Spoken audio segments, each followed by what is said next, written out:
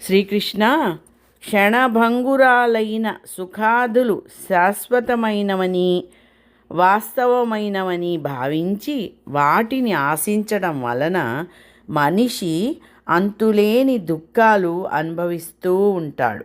నీ పాదపద్మాల సేవ స్వర్గాన్ని ఆశ్రయించడం వంటిదని నేను పరిగణిస్తాను. తద్వారా సంసారం నుంచి, అంటే జనన మరణ చక్రం నుంచి నిరంతరం విముక్తి లభిస్తుంది. నీ పాదపద్మాల సేవ స్వర్గాన్ని ఆశ్రయించడం వంటిదని నేను పరిగణిస్తాను.